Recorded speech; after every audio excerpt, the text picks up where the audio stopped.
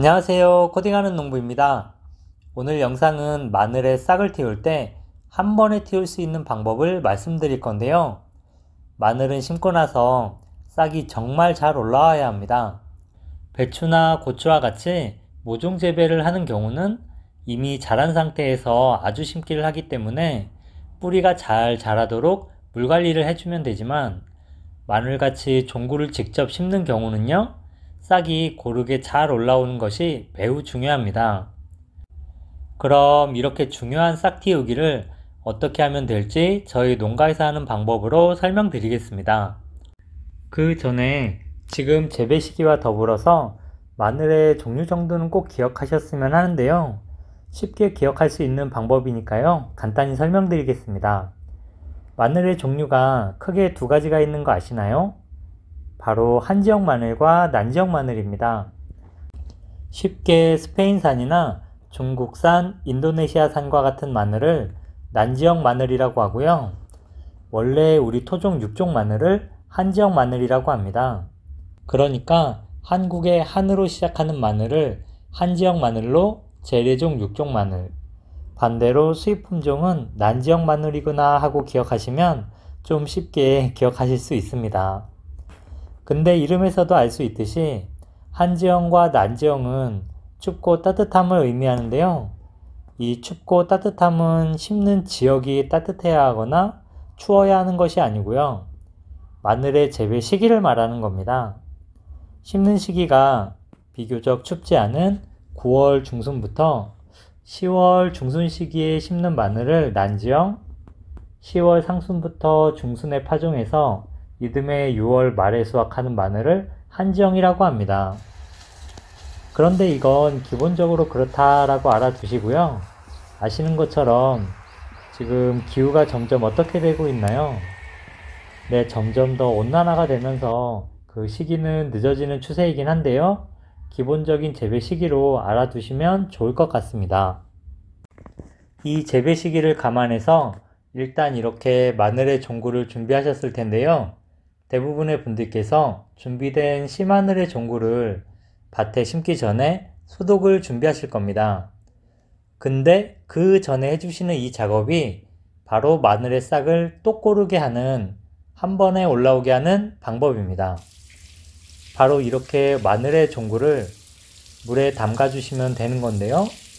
이렇게 물에 이틀 정도 담가서 지금 바싹 말라있는 마늘이 수분을 충분하게 머금게 해줌으로써 마늘이 휴면 상태에서 깨어나고 동시에 마늘의 싹도 한 번에 올라오게 되는 것입니다. 건조된 상태의 마늘이 그냥 심어져도 마늘이 토양의 수분을 흡수하면서 싹이 올라오지만요.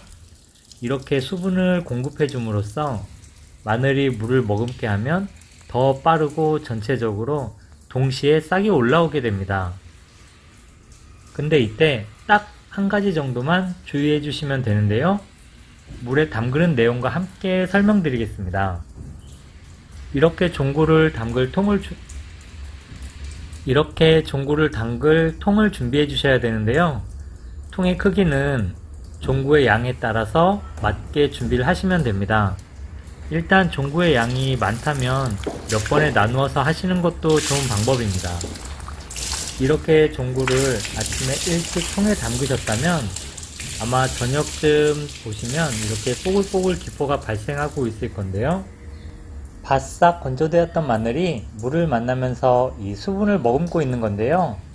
이때 휴면 상태에서 깨어나면서 마늘에서도 약간의 열이 납니다. 그래서 이렇게 기포가 발생하는 건데요.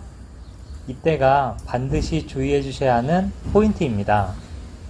마늘의 종구는 이틀 정도 물에 담가 주시면 되는데요.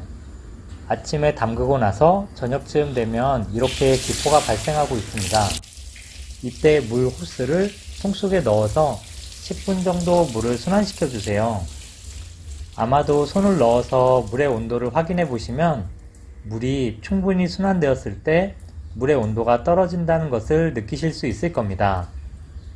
딱 이 한 가지만 주의해 주시면 되는데요. 오늘 아침에 통에 물을 받아서 담그기 시작했다면 오늘 저녁에 한번, 다음날 아침에 한번 이렇게 2번 정도 물을 순환시켜 주시고요. 다음날 저녁에는 마늘의 종구를 꺼내 주시면 됩니다. 위에 이렇게 마늘이 떠오른 부분이 있다면 한 번씩 뒤집어 주시는 것도 좋습니다. 마늘의 종구를 아직 소독하지 않으셨다면 이 방법을 꼭 한번 해보세요. 마늘의 종구들이 한 번에 싹이 올라오게 되고요. 특별한 영양제를 더 쓰지 않아도 훨씬 더 빨리 마늘의 싹이 토양에서 올라오는 것을 보실 수 있습니다. 지금 말씀드린 단계가 씨마늘을 준비하고 마늘을 소독하는 단계 사이에서 물에 불려주는 작업을 말씀드린 건데요. 이제 이렇게 마늘의 종구를 물에 불렸다면 다음은 소독하는 단계가 남았습니다. 마늘을 소독하실 때는 좀 전에 종구를 물에 불리며 사용했던 통을 다시 사용하시면 되는데요.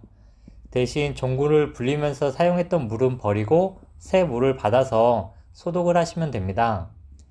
간단히 종구의 소독에 대해서도 말씀을 드리면요.